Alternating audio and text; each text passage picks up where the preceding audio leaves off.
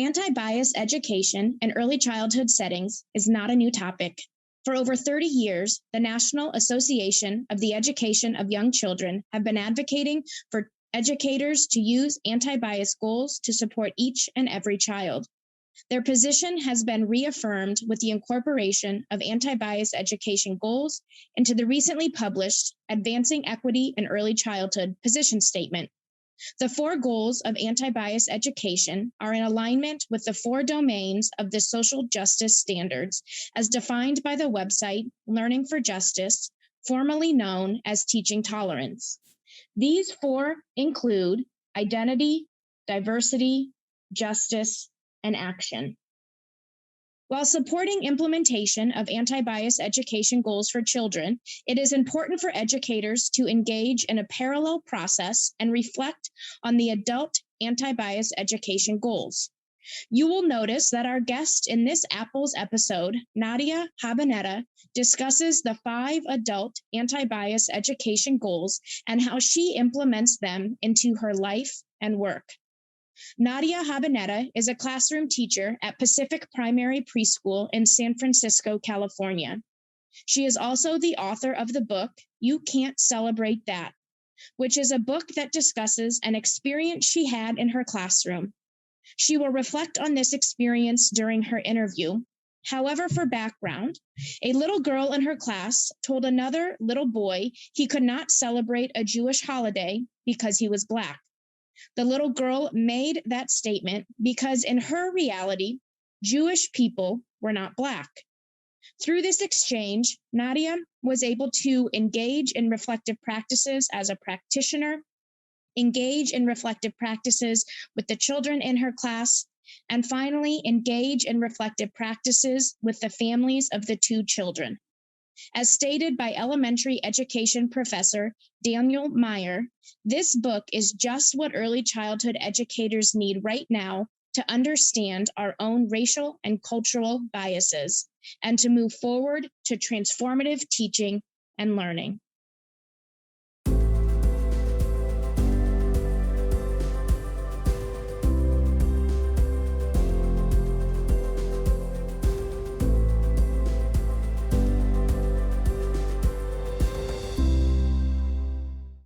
I am very proud to be a Peruvian American.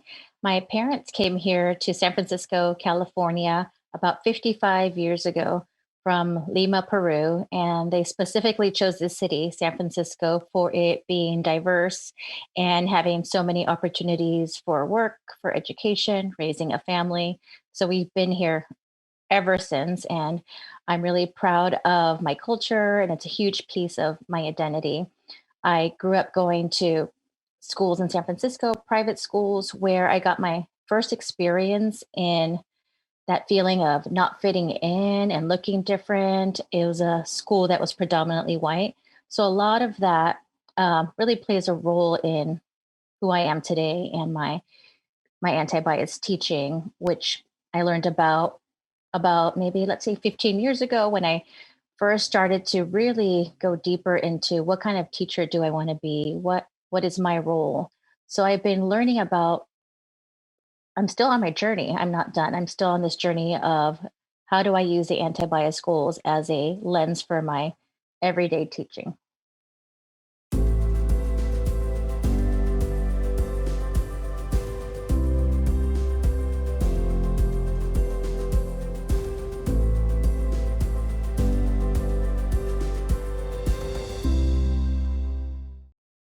I feel like in the past 5 years, I've felt more confident and comfortable in sharing my experience as an educator and working directly with children in the classroom, in collaborating with colleagues and our directors. And I've been leading workshops along with my thinking partner, Brian Silvera. And we often get the question of, well, what are the 4 anti-bias goals? How do we implement them? And where do I even start? I don't know where to start. So I'd like to share a little bit about my journey and help people realize that everyone is in such a different place in their own personal journey. There's so many ways that you can start. They're not all going to be the same. So I really encourage people to start with thinking about themselves, who they are, what is your commitment to this work, how do these four goals, how do they fit in with your own values, and what does that look like in your setting? We're all in such different settings. What support are you getting? Because you can't do this alone, even if it's just like one person at your setting that's your thinking partner, that you're committed together. It's really helpful to have someone to think with. And I encourage them to look at the first two goals and think about, okay, what can I do? Where can I start that works for me? And it's a lifelong commitment. I don't think you can just one day start and feel like, okay, I did these activities and I'm now a social justice anti-bias teacher. It's a lifelong commitment, and it's more than just activities. It's about your thinking, it's about your collaborating with the families and the children and the other teachers at your setting. It's about, again, just being really committed to work and thinking about what is your responsibility. And just quoting a colleague, Veronica, who I've been working with in anti-bias, um, sharing what we were doing with anti-bias goals in our classroom. She says, what kind of human do you want to be? And I love that question. So thinking about that, what kind of human do you want to be? I use these words with the children in my classroom as well when we're doing this work and we're planning our curriculum or I'm writing about it, and I share the writing with them. And we'll often talk about, well, what does this mean? What do these words mean? And I feel like I respond to adults the similar way that I'm talking to young children about it. And what I tell them is social justice is about us doing this work together and really being leaders in making this world a more fair place, a more just place, in speaking up when we see something that's not unfair. It's in our everyday actions, it's in our everyday interactions, it's in our relationships. It's not just activities. You can do activities, and that helps support the goals and the values, but it's really every day because racism is real and humans are they're interacting every single day, right? So this is real, so this work is everyday work. It's not just through maybe some people celebrate just during some holidays or maybe Dr. King's birthday. This work is every day.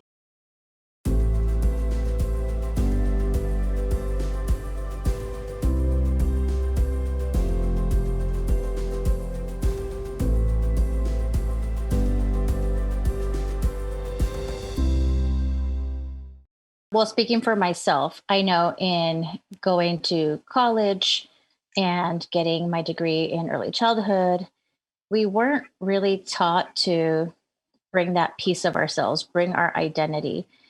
We weren't taught to bring our culture into the classroom, to think together with the children about biases. So this was all new to me.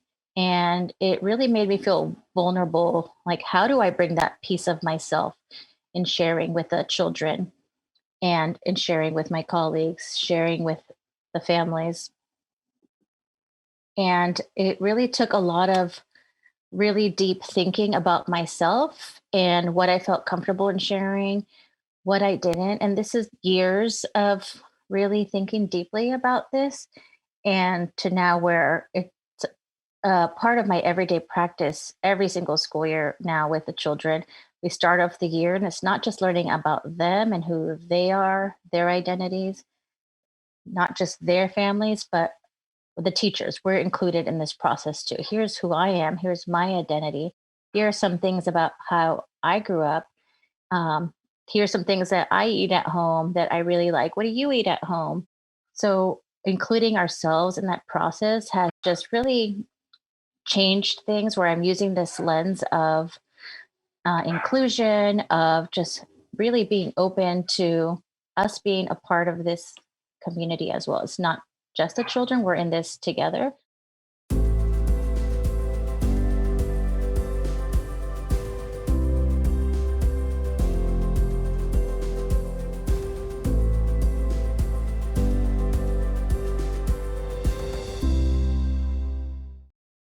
I've been thinking a lot about particularly differences in people, differences in humans, and how to embrace that.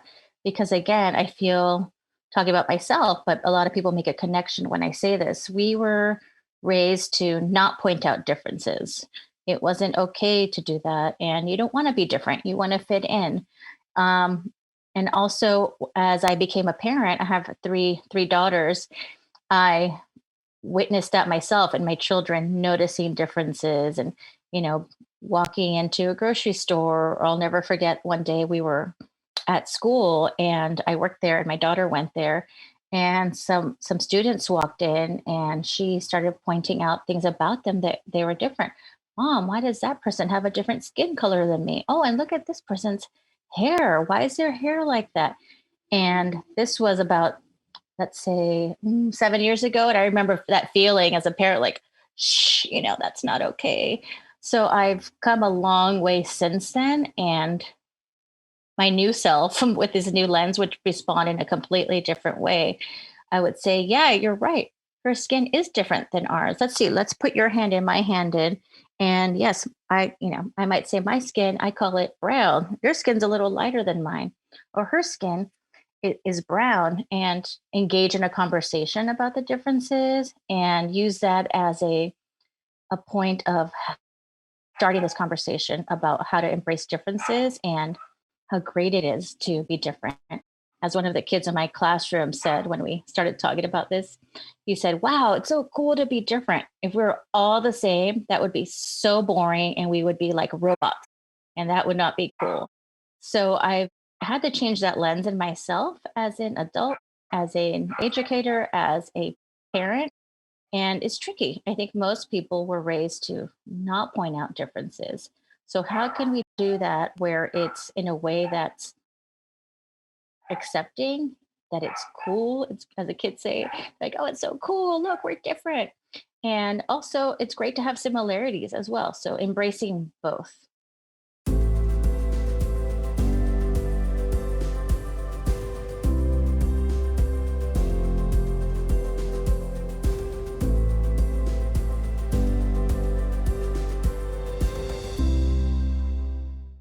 And thinking about the isms, I think about them a lot all the time. And in this field of early childhood, back when we were able to go to in person workshops and conferences, I found myself looking around, and often it is older white women. And I did feel like the minority in most of the things I went to. So I learned to really embrace that and be proud of being different. And also, in the back of my mind, just from the way I was raised, my dad was very, he wanted us to always do more than was expected because he knew that we might stand out sometimes because we were different in our community. So always doing more than is expected, really going out of the way to just make good choices and contribute to the community. So that's always been my mindset of thinking about my role. And many years later of doing this work, I've been in the field for 23 years now. Um, I might have gone to workshops where I practice how I might react or respond to something that maybe maybe something that was racist, or maybe something that was sexist, or maybe ableism, because I've always been the young one in the crew, in the crowd. So but when it happens to you, it's, you freeze up. Like, you did all this practicing, I've done all this reading, and I don't know how to respond. But the good thing about that is that you can always go back to repair it. So even if you didn't respond in that moment when it happened to you, I tell myself, you know what? I'm going to go back. I'm going to go talk to this person that said that. I'm going to find their email because, I just met them. I don't know who they are, but this is important to me. And I'm going to reach out and I'm going to tell them how it felt. And I'm going to bring them in. I don't want to call them out and make them feel shame, but I want to talk to them about what their action caused, the harm it caused, even though it wasn't their intention, and how can they repair it, and how can we move forward together? Calling in and calling out may be a concept we're already familiar with, This just may be new terminology defining it. Calling out is defined as when we need to let someone know that their words or actions are unacceptable and will not be tolerated. Calling out is when we need to interrupt in order to prevent further harm. Will likely feel hard and uncomfortable, but it's necessary. Calling out allows us to hit the pause button and break the momentum. The definition for calling in is when there is an opportunity to explore deeper, make meaning together, and find a mutual sense of understanding across difference. When we are seeking to understand or learn more. When we want to help imagine different perspectives, possibilities, or outcomes. And calling in provides for multiple perspectives and encourages paradigm and shifts. It focuses on reflection, not reaction. When you call someone out, you issue a direct challenge to something they've said or done, usually in public and with the intent of exposing the person's wrongdoing to others. Unlike calling out does not generally feature patient, empathetic dialogue with a trusted person. That's because calling in is personal and is especially effective among friends and familiars where there is already mutual trust and understanding. Calling in involves taking people aside, like your family, your coworkers, or even fellow activists, and addressing them in a patient, caring, and human way to help them grow.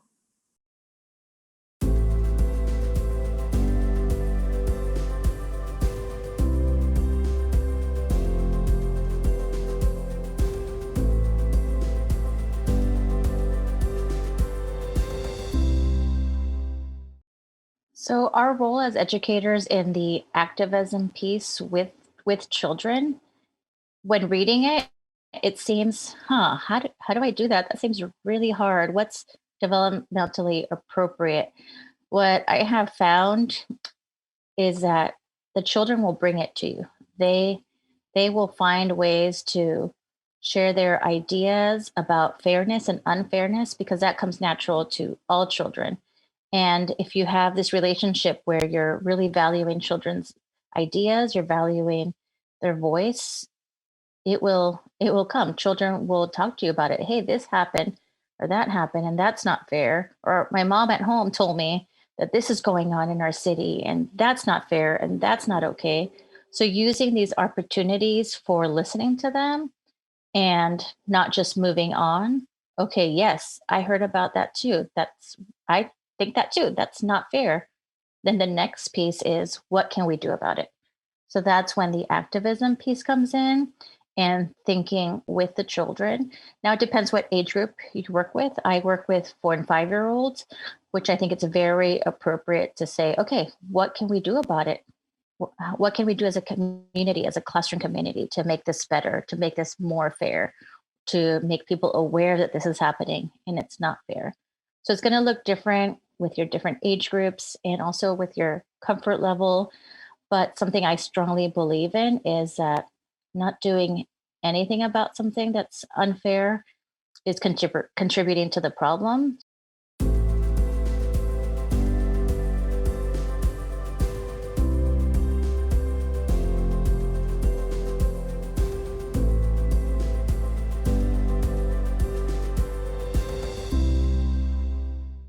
Okay, so I'm thinking about that last goal about communicating with colleagues and families about this work, particularly if children bring something up that might be controversial.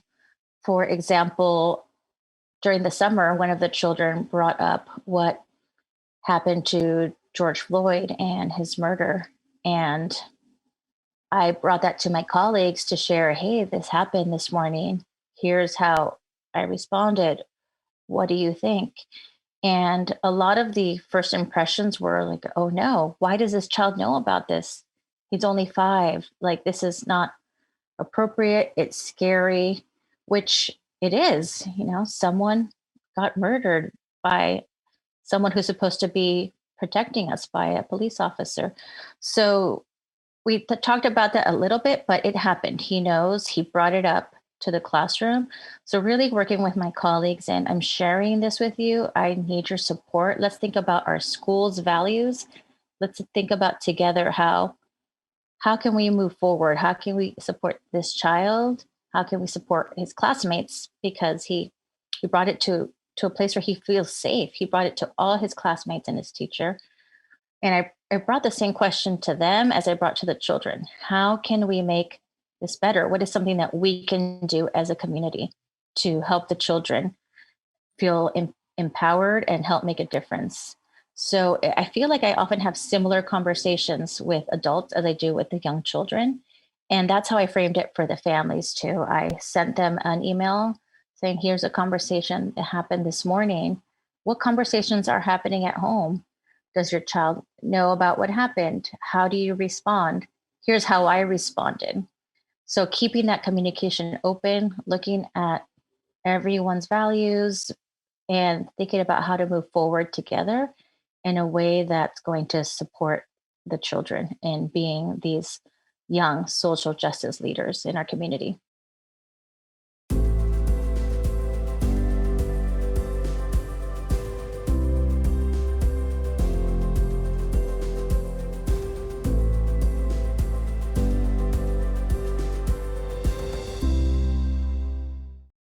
Everyone's, response is going to be so different when a group of children or one child brings something up to you that is about something unfair that's happening, especially if it's something you might feel really uncomfortable in talking about. So there is no one formula on how to respond to children. So I really encourage people to take a moment to think, okay, how am I going to respond in a way that's going to support this child? That's going to support his classmates or her classmates, their classmates. And also, I said this earlier from one of the other questions, but also reminding yourself that if you feel like you didn't respond the way that you wanted to, you thought of a better way to respond later, you can always go back. You can find that child or the group of children and say, hey, when you brought that, I wasn't sure how to respond. And I said this, but I thought about it more. And here's what I want to say. So you can go back to them, or maybe you don't have an answer. Thank you for bringing this to my attention. Thank you for trusting me and your friends with this. I want to think about it more. And then let's talk about it and make a plan together.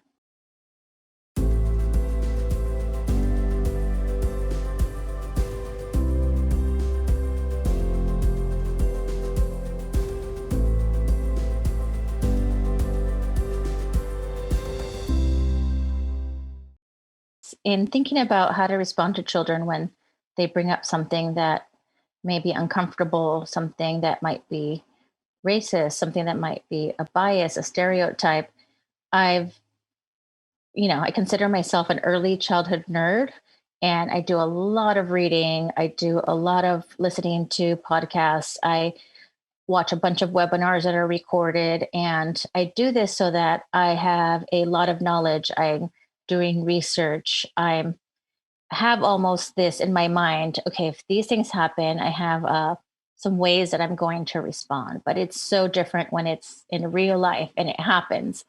All those things might go out the window because you're nervous. Like, oh no, here I am. It's happening. How am I going to respond in a way that's supporting both of these children?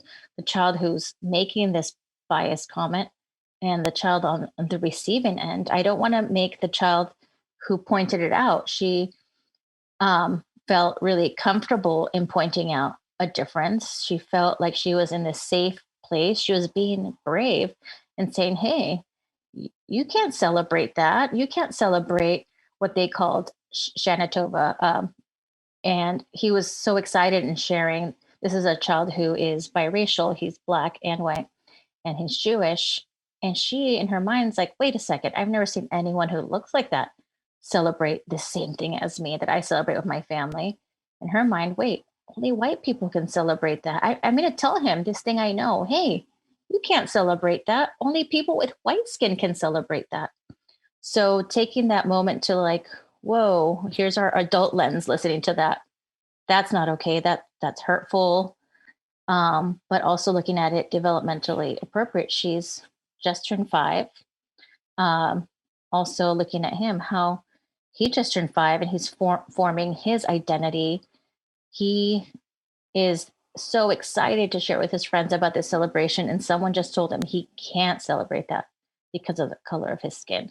So honestly, I wasn't sure how to respond. I froze, and it's almost like time did allow me to think about it a little bit. I thought of, okay, let me go back into my index and think of, okay, what are these things I practice? What should I say? I got all the children's attention at the table because it was during a meal. So there was about 7 children. And I said, hey, everybody, I want to call your attention right now. I want to tell you that at our school, you can celebrate whatever you want to celebrate, no matter what you look like, what color your skin is, what your hair looks like, you're short, you're tall, you can celebrate whatever you want to celebrate. And Harry here is telling us how excited he is to eat apples and honey. And he's telling us that he calls the celebration Shenandoah. Tell us more. We want to hear more about it. And just that simple response changed her lens. She saw how excited everyone else was. She heard me say that here is a safe place to share your celebrations. And she responded by saying, wait, you're going to bring apples and honey tomorrow? You're going to share your book, but I'm not going to be here.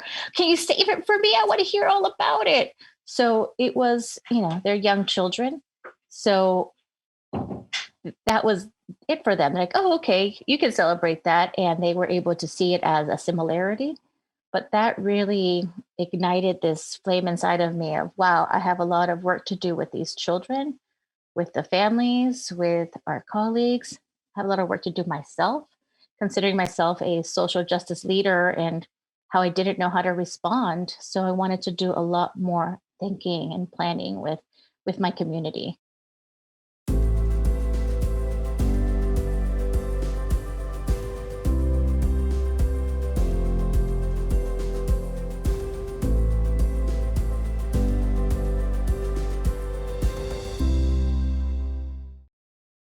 Vulnerability has played a big role for me in doing anti-bias work.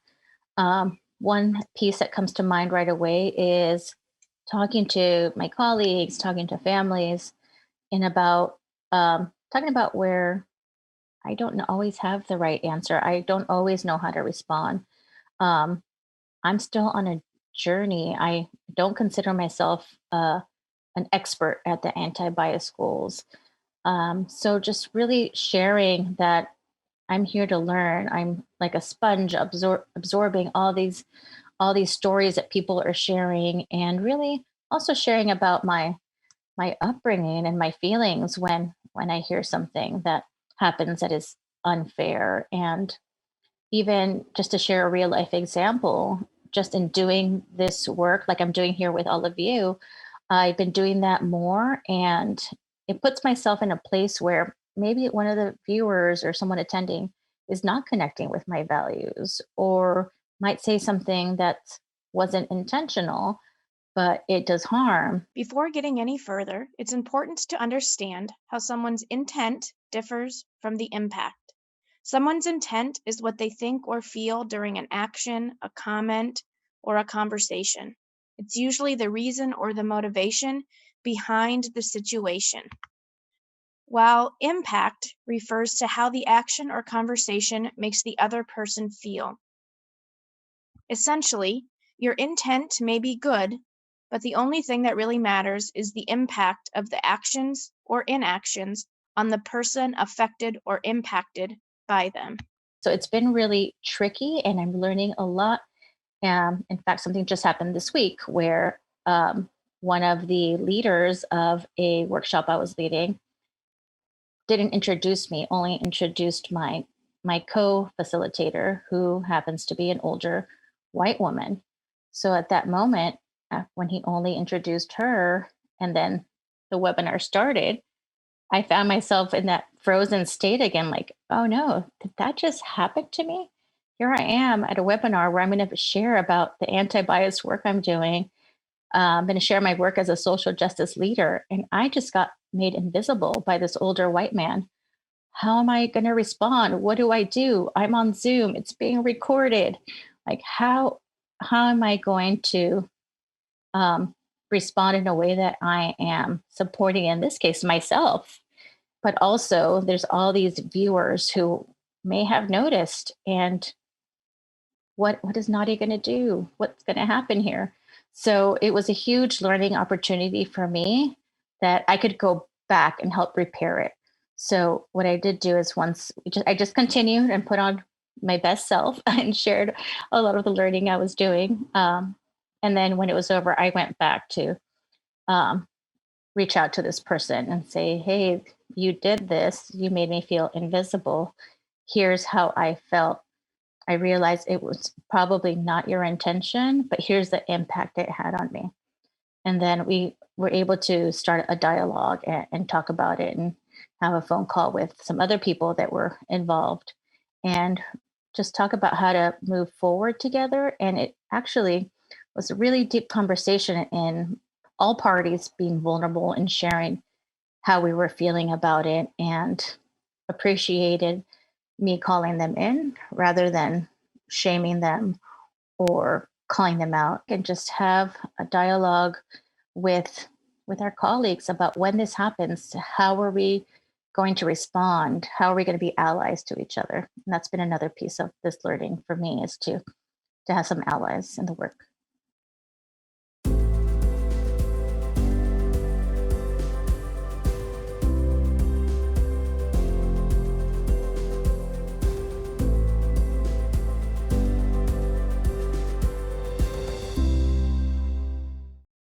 I really encourage you to find a thinking partner, someone who has similar values as you, someone who can really think with you and have different perspectives, and is so much more supportive and more fun to do this with somebody.